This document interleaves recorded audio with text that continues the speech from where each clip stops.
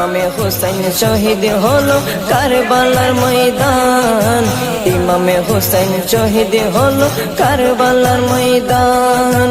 মা ফাতেমার নয়নে মনি হযরত আলীর জান, মা ফাতেমার নয়নে মনি হযরত আলীর জান। ইমামে হুসাইন শহীদ হলো কারবালার ময়দান, ইমামে হুসাইন শহীদ হলো কারবালার ময়দান।